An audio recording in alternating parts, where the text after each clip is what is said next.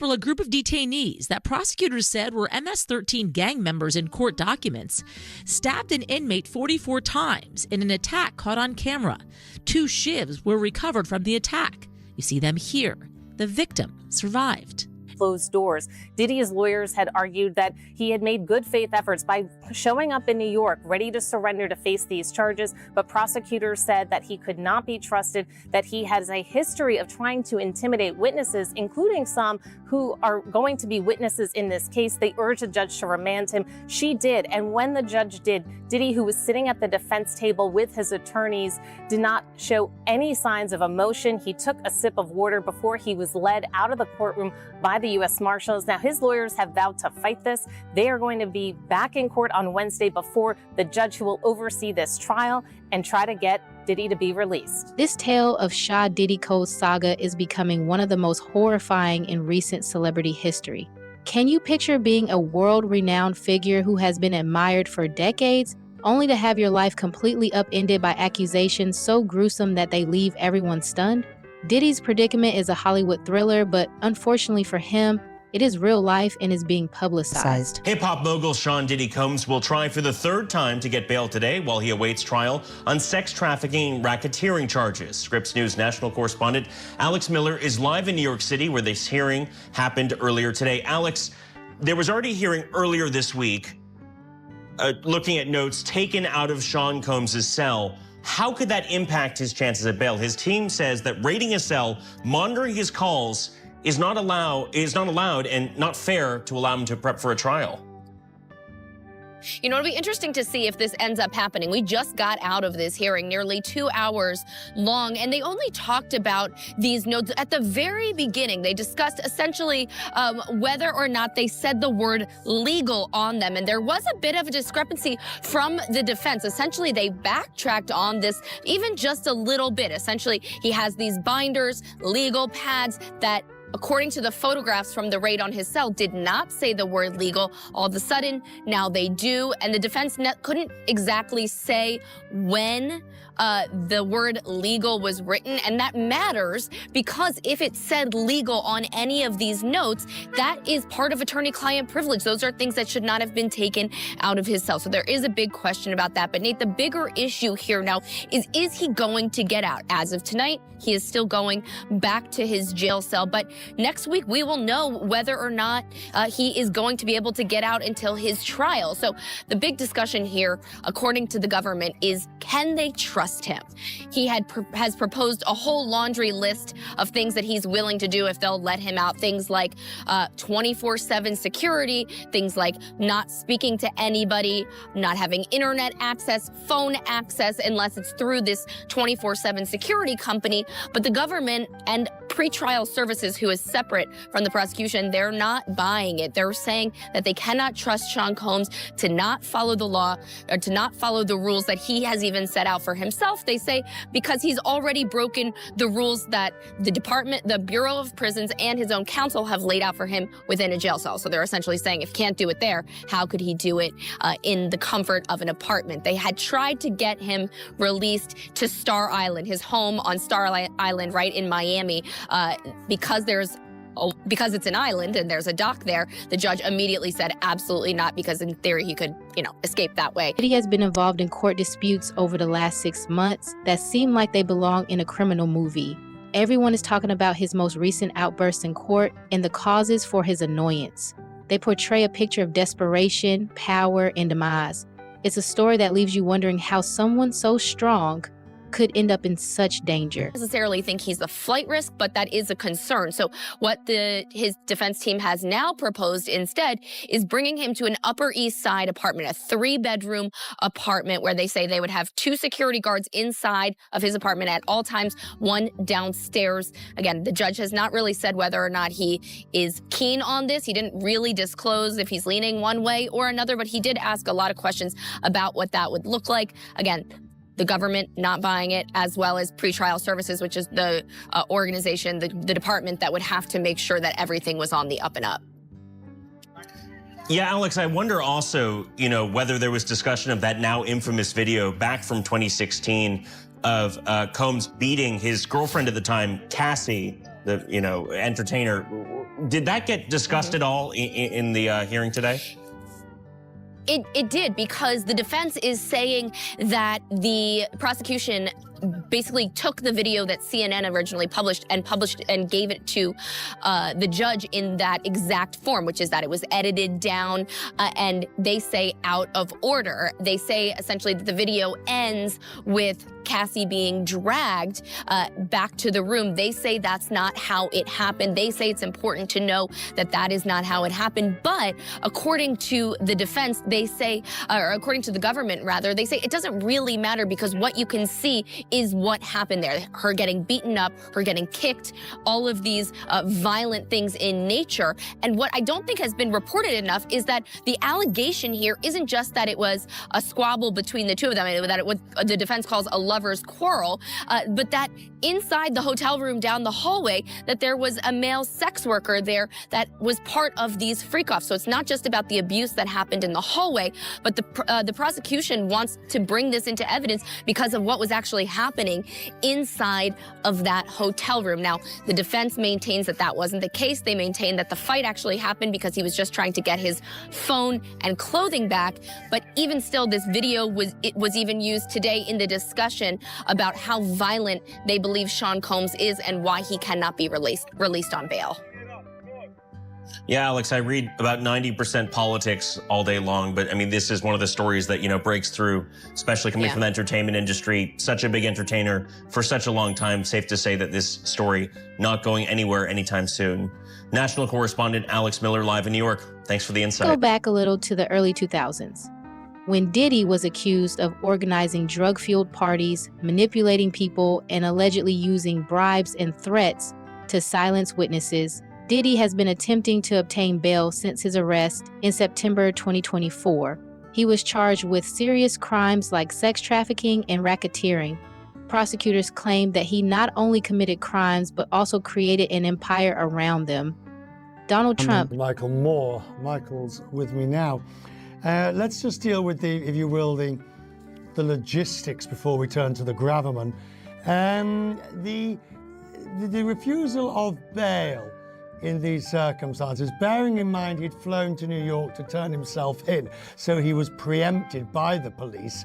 Are you surprised that he was refused bail? Well, I'm glad to be with you. I'm not surprised at all. I mean, the nature of these charges are so serious, the allegations are so serious, that it's not surprising that this hearing he was denied bail. The judge has to look at things like whether or not he could be expected to return to court. Does he have the manner and means to perhaps evade law enforcement and not appear? Is he a flight risk, in other words? And so I think at this point, the judge has decided that the fact that he was doing these acts in secret did not obviously lend much to his statements that he will be open and available. So I'm not surprised at all. But again, we will see what the district judge now does since the case has been, or the decision has been at least appealed up, whether or not there are some terms of bail that might make the court comfortable that he will show up for court. Now, turning to the charges themselves, they are amongst the most serious, which would involve very long periods of incarceration if convicted. But it also raises the question, if there was a plea deal at some point in the future, to plead down from these very serious charges, the lesser accepted offences would also be serious and could end up in prison. I think any plea discussion of the case, because you have such significant impact on the victims of the case, would necessitate that he be sentenced to prison in some way.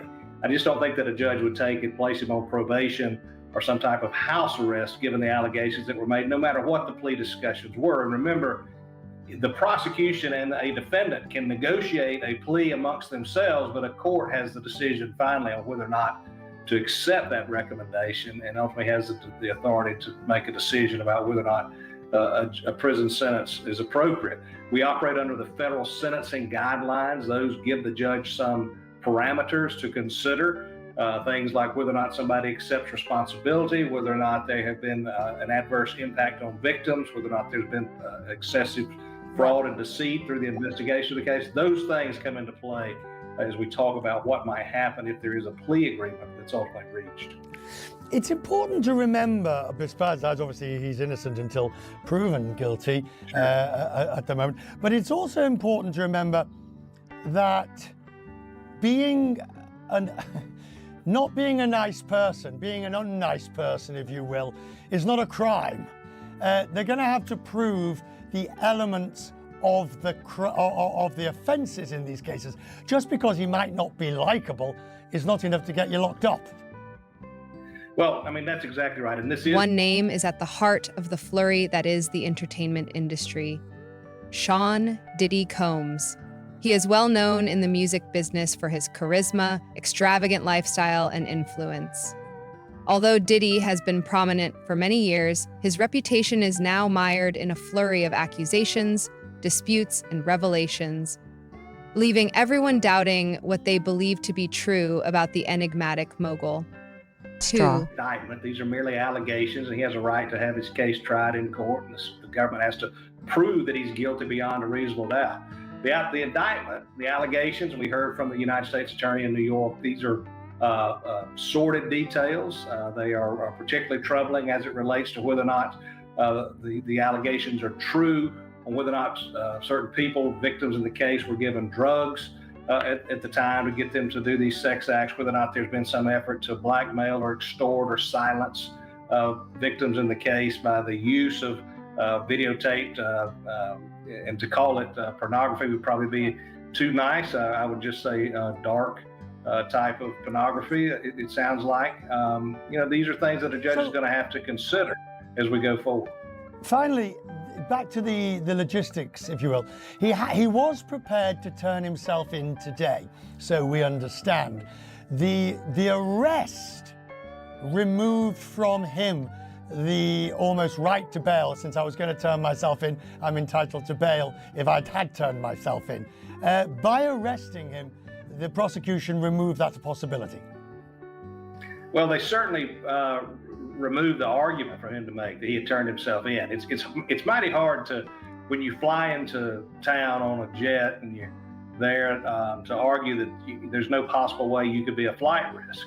And that's one of the things the judge would consider. Another thing would be the nature of the charges, the allegations that were made. They spanned a long period of time. There were efforts to influence witnesses, it sounds like. At least that's been an allegation that has been made. These are all things that get put into that decision. The fact that he just would have turned himself in, that would have been in his favor. But there are so many other factors at play that it wouldn't have surprised me to see a court dig into those a little bit in making a decision on whether bail would be appropriate.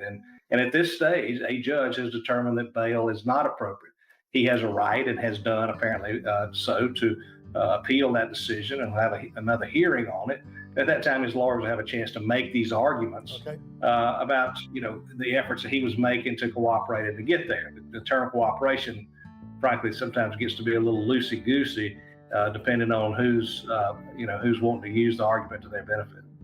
We'll talk more in the future. I'm grateful, sir. Thank you. Has now spoken after years of quiet, is one of the voices stoking this flame.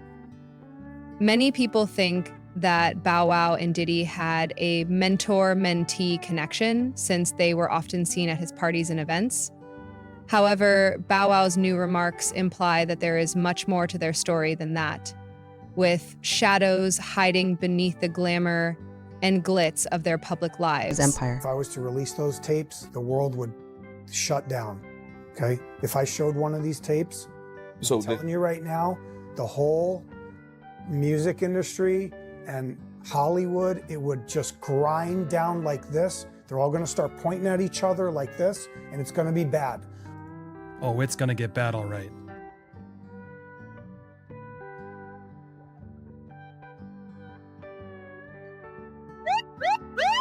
Welcome to Popcorn Planet's Diddygate coverage. I'm Andy Signor, and there's been a lot of talk about this alleged memoir from Kim Porter.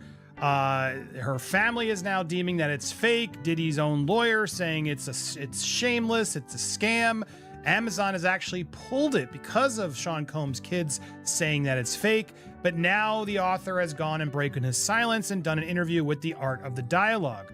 And it's pretty damning, guys. It's pretty fascinating. Now, look, I'd love to get this guy on the show. We are trying our best. This is the author. His name is Chris Todd. And he's here talking about a lot. We're going to go through some of these clips, and we're going to break this down even further in our live later today.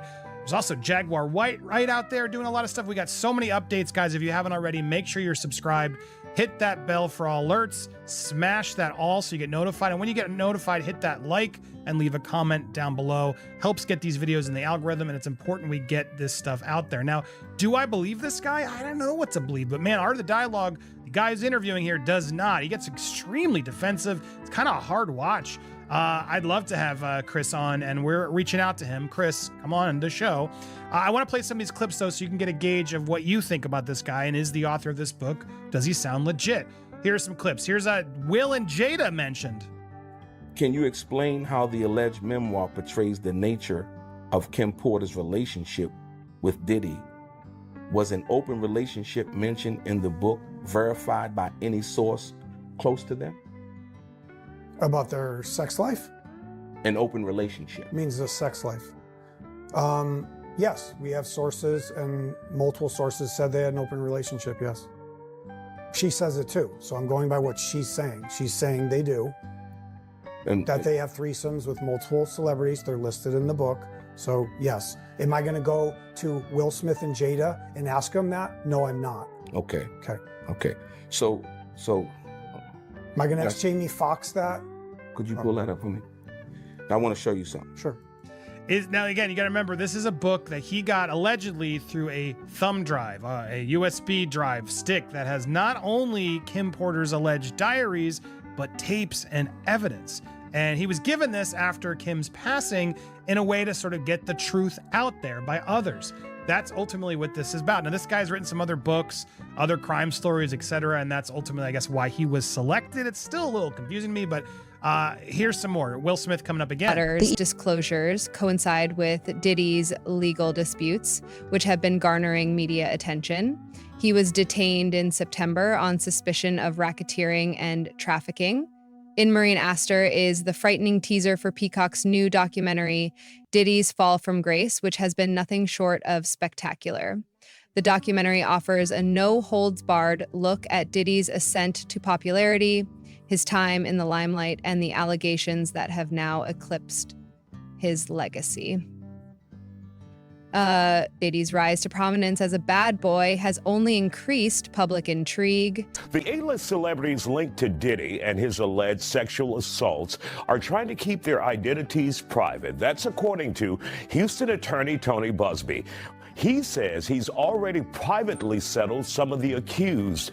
That's after his firm sent out demand letters. Diddy is currently locked up and facing multiple charges, including racketeering and human trafficking. Despite 2 requests to be released, Diddy has been denied bail. His mother, Janice Combs, has spoken out for the first time since this arrest. She released a statement. It reads, "It is heartbreaking to see my son judged not for the truth, but for a narrative created out of lies. My son is not the monster they have painted him to be, and he deserves a chance to tell his side." Joining us to talk about it here on The Factor Uncensored tonight, we have defense attorney and former Harris County prosecutor Biogia Kingbala, Harris County Precinct 1 trafficking director Kathy Griffin-Grignon, and radio personality J Mac from 97.9 The Box. Glad to have you all here on The Factor Uncensored. So, J Mac, when you hear that there could be more people out there, more celebrities, right, who are already settling cases quietly, are you surprised? Are you shocked? That's a smart thing to do. You don't want us in your business. You don't want to be on the Isaiah Factor. On the morning show, right? On the morning show. And then you heard his mom. She's doing what a mom is supposed to do. If you pay my bills, I would say, hey, that's not the guy I know. But then again, of course, you don't treat your mother that way. You may not tell your mother what's going on. Come on, man. His mama know. Oh, his mama know. Trust me. I'm being naive. The naivete is showing tonight. Your mom is gonna always know what you're doing. You might think she don't know, but she know. Got it. Bayoji, let's talk about some of the celebrities, which no names have been named as of yet, who may have settled these cases. Is that the prudent, smart thing to do? I think considering that these civil cases are closely tied to the federal case that Diddy's facing, it's certainly a smart thing to do to perhaps try to get your name out of the public eye, get your name away from the specter of the federal investigators, and just try to settle your case privately, assuming that there is some sufficient evidence to believe that these civil attorneys have something on you. Now, if you... Leaked video and contentious new claims have made headlines, and the story of Shah Diddy Combs has taken a startling and dramatic turn that has captured the public's interest. The once respected music mogul's company is now embroiled in a flurry of legal disputes, charges, and condemnation. Disclosures suggest it's a story with no end in sight, as the narrative thickens every day, keeping critics and fans riveted to their screens as they anticipate the next shocking revelation. Potential defendant in one of these cases and someone suing you, would they typically require a non-disclosure agreement to be signed once they settle it with the plaintiff or the victim in this case? You know, if I was an attorney representing one of these individuals accused, I would certainly request for that before agreeing to any out-of-court settlement. Otherwise, it kind of takes away the point of doing it out of court. It's going to end up being public. I might as well continue to fight the allegations. And sometimes, Catherine, when you're a victim in human trafficking or sex crimes like this, money can't always satisfy you. And do you foresee any of these individuals, whether it's men or women, coming forward later, even though they've signed the NDA, even though they've been paid, saying, look, it was me and this is who did it? Well, after you get paid, right? Okay, and you done spent that money, and then you got to take care of the I, the R, and the S, who are real pimps, then they're gonna talk. You know, what's done in the dark comes to the light. And who? I know you don't have a 50-foot bed in your backyard, do you? Don't assume too much. I'm just trying to tell you. But it's interesting because I was, you know, I've been following it, and today on TMZ, you know, it was stated that a celebrity that's bigger than P. Diddy